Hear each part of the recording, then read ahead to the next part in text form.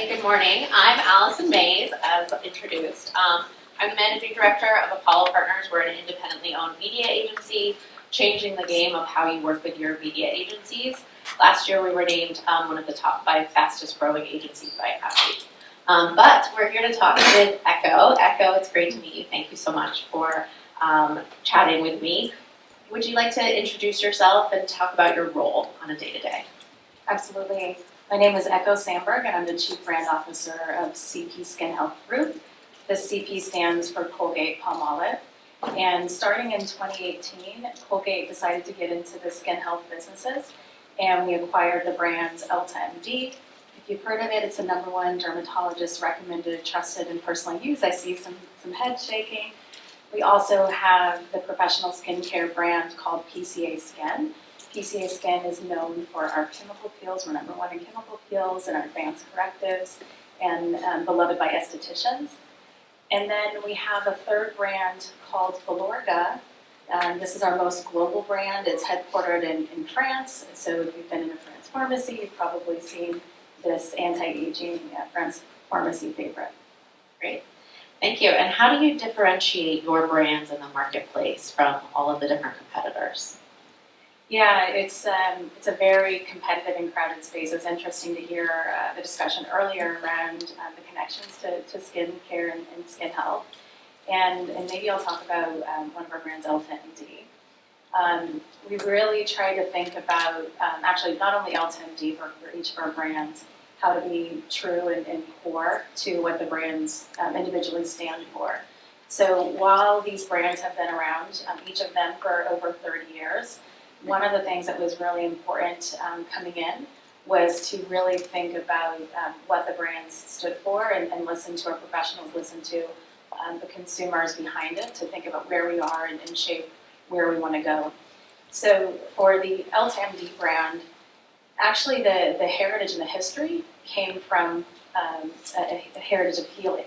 And the first product that we had within the line was a healing ointment that had been passed amongst Swiss farmers to help with their chapped hands. And it began with that product, and it grew into a line of wound care products, actually, in hospitals and burn centers across the country. And later, the team created EltaMD from the original brand Elta. And that line was really centered around dermatologists and their core needs. And if you think about the core basics of skincare, there's cleansers and moisturizers and, of course, sunscreen. And that's the heartland today. And to be differentiated, it was really doing things in a different way. So the products were centered around zinc. Zinc has healing properties that linked back to the heritage. And when you think about a zinc-based sunscreen, it's not easy to not have a white cast. So people didn't want a sunscreen that felt thick or heavy and something that was visible. So it was really innovating to make it very wearable. And the other core thing that's how the brand has stood out is you may not wear sunscreen because you're worried about what it could do to your skin. And the EltaMD sunscreens have long been focused on not only protecting skin, but helping your skin to get better. And our #1 product is centered for acne type skin, and it has niacinamide in the product, so you can actually not only not be afraid of wearing sunscreen, you can actually improve your skin condition. So that was core to making sure we stood out. That's so interesting that you brought up the sunscreen piece, because there is this movement that sunscreen is actually potentially bad for us. How do you combat that? Yeah, it was interesting. You also mentioned misinformation. It ranges online from misconceptions and misinformation. So we spent a lot of time myth busting in the space. And over the last 5 years, it's been very interesting to see that more and more younger consumers were starting to think about wearing sunscreen. Most recently, there's been a rise of people thinking you could make your own sunscreen. That you're not going to get your vitamin D. So it is very interesting space to watch. And because we are professional brands, we feel that it's our duty to lift up credible voices. So a key part of our strategy is to work with the professionals, work with the chemists, the dermatologists to help people better understand how they can protect their skin health, because it is a matter of skin health.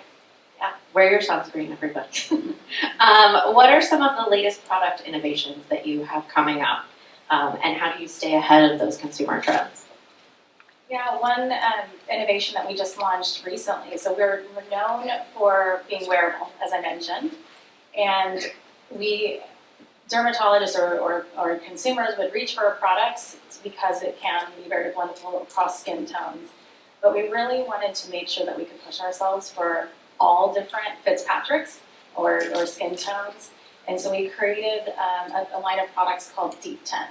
And we took our best selling franchises, so a product called UV Clear, UV Daily, and these products were available in untinted and tinted.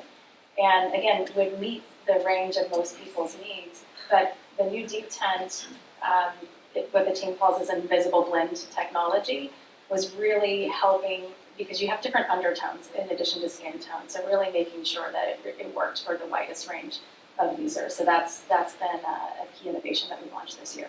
Great, that's exciting. Tell us a bit more about who your core target is and kind of what you see as like the growth opportunity, if it's any different.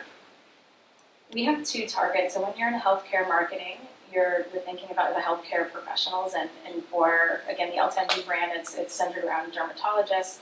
For PCA Skin, it's centered around estheticians, and there may be different needs that the healthcare team within an office would think about as well.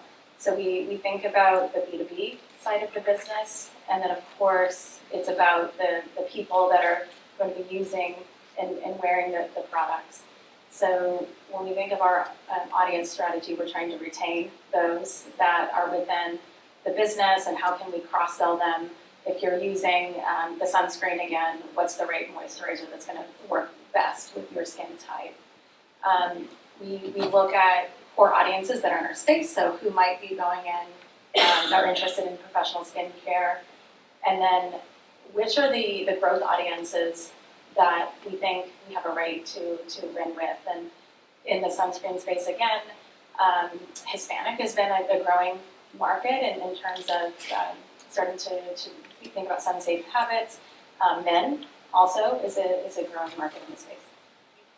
And how do you build brand loyalty to ensure long-term success? Yeah, brand loyalty is so important. For me, it definitely starts with product and making sure that what you're offering to your consumers, to your professional partners, in the case of B2B, you have something that works. So that's a good foundation, and we're lucky to be working with brands and products that provide that foundation. And then we're really focused on what we can do as a team, as a business, to create these sticky brand experiences, create that connection. It can be a relationship business.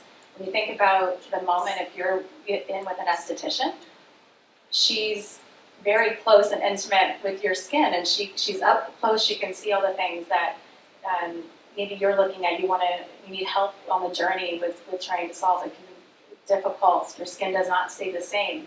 So really thinking about the human side of that to really build out loyalty for the brands. Great. And talk about how you develop your marketing strategy, knowing that B2B is so important, but also the end consumer as well is important. What channels do you use? How do you leverage digital in particular? Yeah, digital is still extremely important, even if we have the B2B side of the business.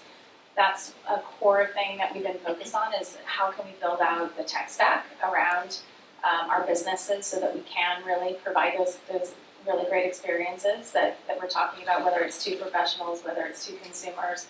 We want to be easy to do business with.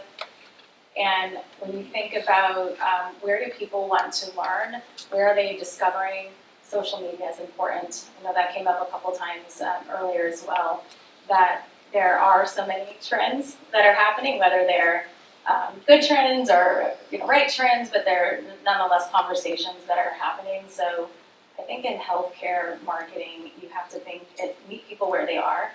And if they're online, if they're in social, if they're in TikTok, it's important to be there, and important to make sure that you're there to help provide factual information and help people learn, because people are hungry to learn. So taking that one step further, the influencer space, especially in skincare, is so influential. How do you either partner with them or do you avoid that space? What's your strategy for influencers? Yeah, I mean, we lean into the space. For me, I've been in the industry now for 5 years. Really, when COVID hit, we were all at home.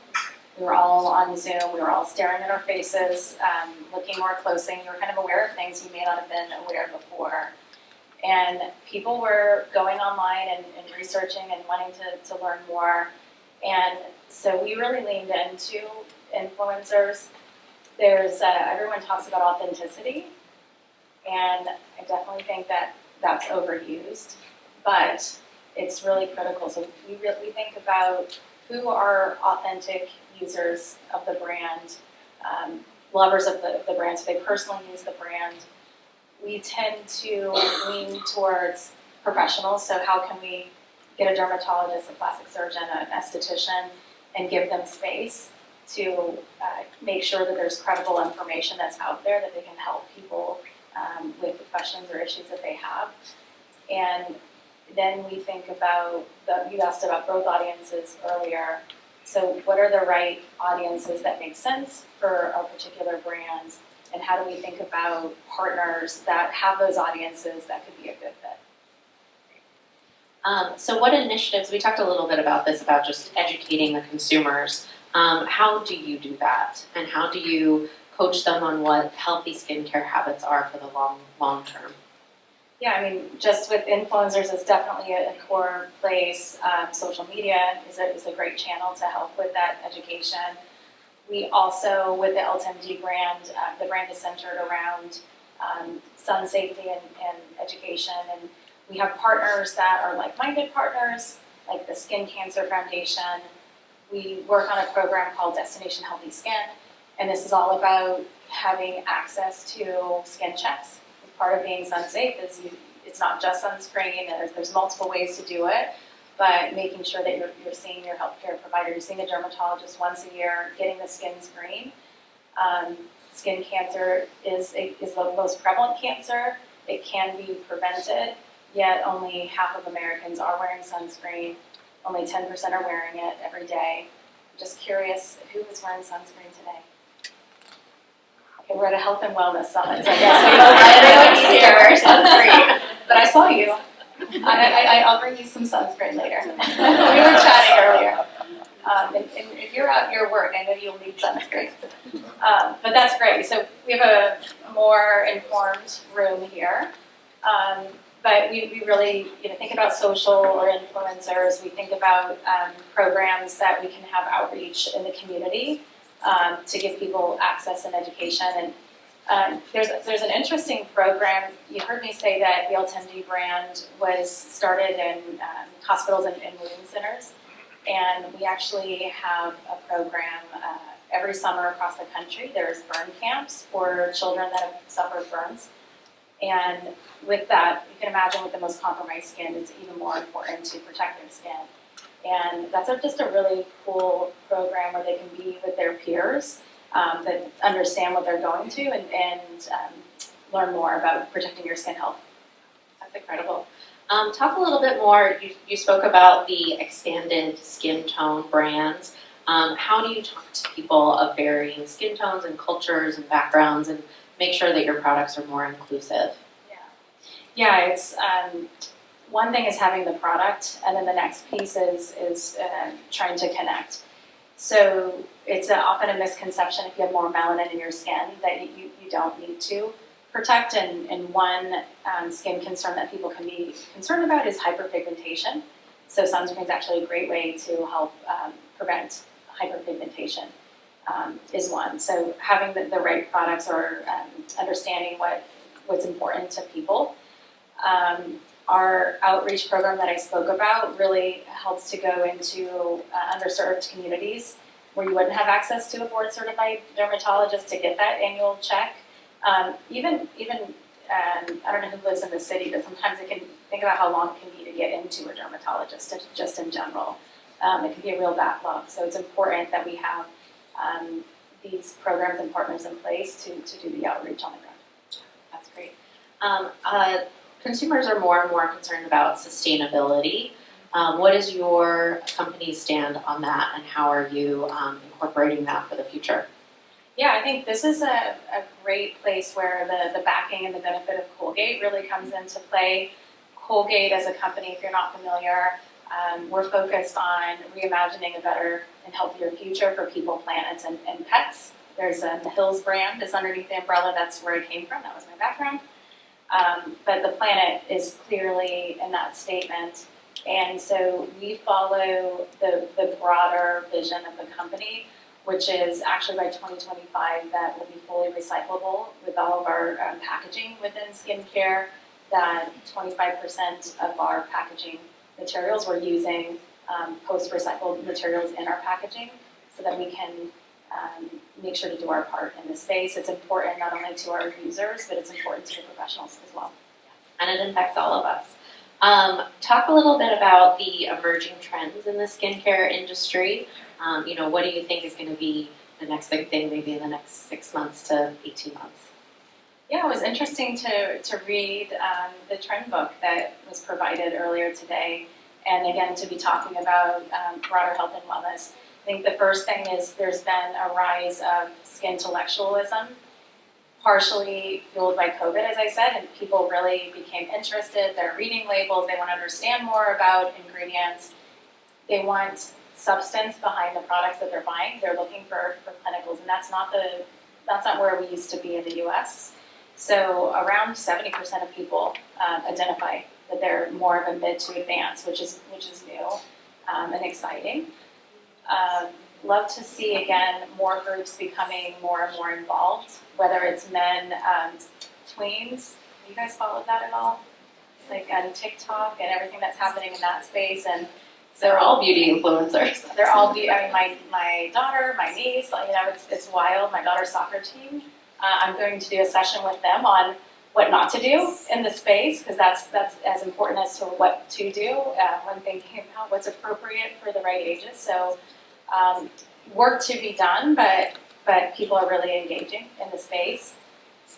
And the last one that I would say, which really again connects to the conversation here, is it's exciting how people are thinking about whole body health and holistic health, and it's all connected together. So Ozempic, if you're on Ozempic, there's impact to your skin. So how do you need to think about how you're taking care of your skin after that, and really the multimodal approach to whole body health and skin health is really exciting about where we could go in that space.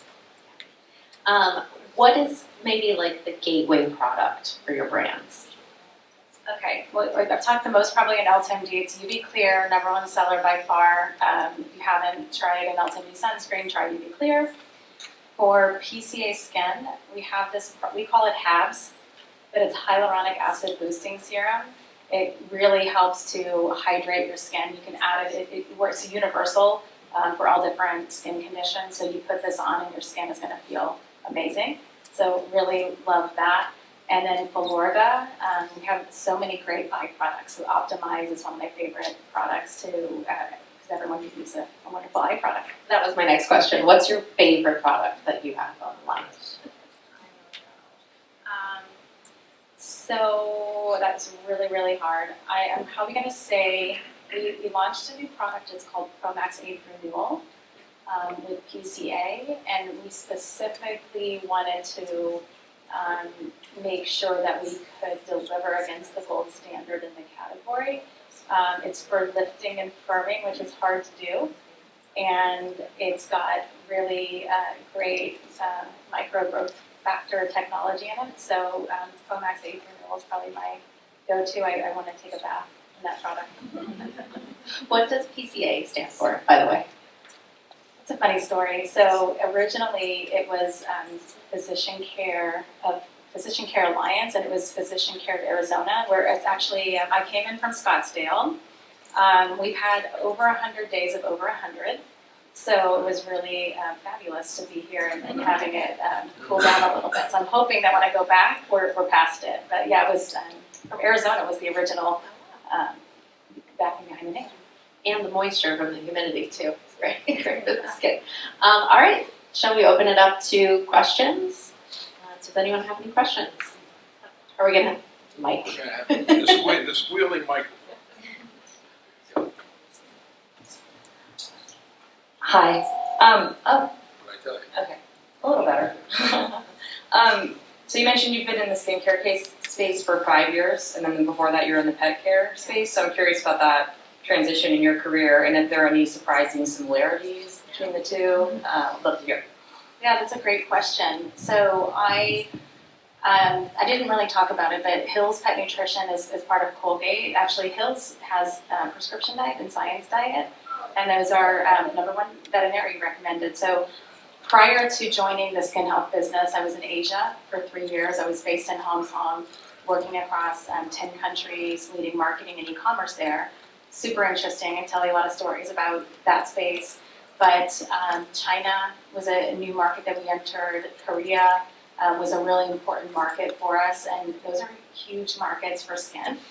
So there was a ton of actually learning about, and when I first came into the business, I started with EltaMD.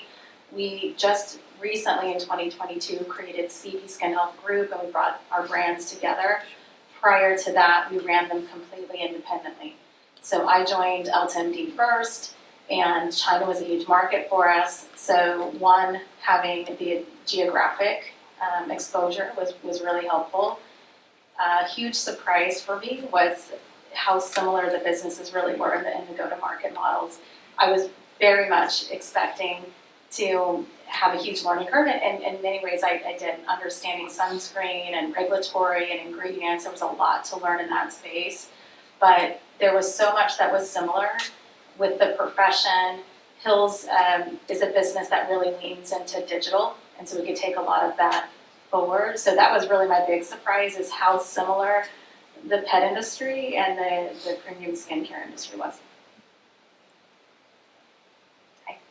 I have a question about the branding associated with CP Skin Health Group, which I obviously know, Colgate Palmolive and many brands for many years, but only, somewhat recently became familiar. So what's the strategy, or, can you talk a little bit about, is the importance of the consumer understanding CP Skin Health Group versus Elta and, I'm surprised that you had heard of CP Skin Health Group.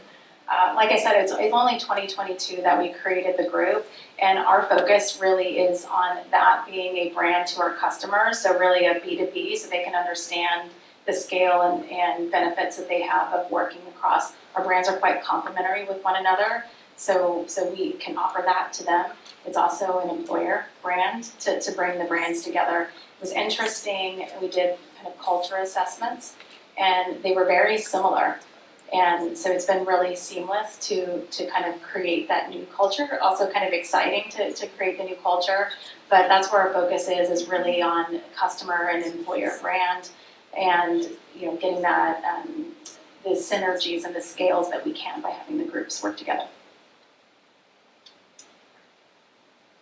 Hi, so I work in social in the personal care and beauty space, and you mentioned something about Hispanic or Spanish-speaking consumers, and I know that market is growing, especially for us in my company.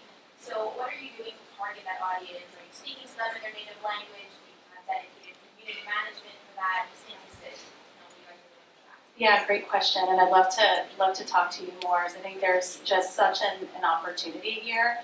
We're trying a number of different things, and I really see that there's so much of an opportunity to do more. So could be in some cases speaking a native language, thinking of we do have online partners as well. So I talked a lot about our offline business and where we are online, and working with our online partners as well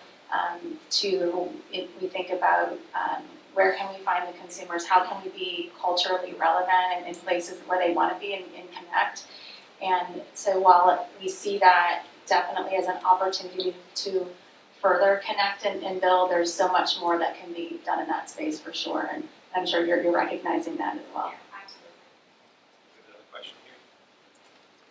Hi, I just want to know what your thoughts are on edible sunscreen, and if you think this is something we're going to be seeing more of, if it's safe, efficacious, or just a fad that needs to go away.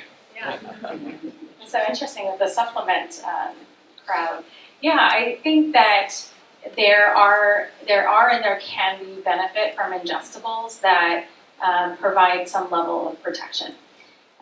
It absolutely is not a replacement of, but it could be a complementary to.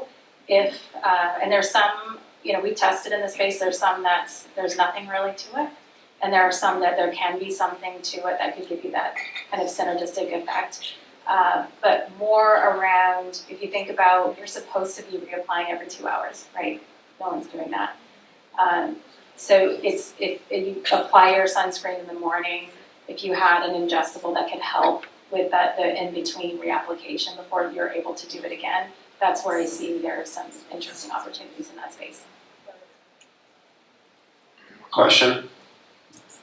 Speaking of like the ingestible whatnot, do you see with the future of skincare, is there going to be a correlation with what you put inside your body, obviously with hydration, certain supplementation, where they kind of meet in the middle, that you're providing those suggestions with the skincare? Yeah, absolutely, and that's kind of with that last point, the last trend is whole body health, and yeah, gut health was in the trends that we looked at as well, and the importance of what you're putting in your body for how your skin shows up. And your skin is your window to the world. It's your largest organ on your body. So absolutely how you take care of yourself and what you're putting in your body and how that impacts how your skin health looks on the outside. Any more questions? No, I have one that will end with. So, Echo, how does CP Skin Health differentiate themselves from a very competitive market? Yeah, I believe that it's the most competitive market that there is. It also is because your skin health is not consistent. It's hard to figure out what's going to work for you at this time. It's going to be changing.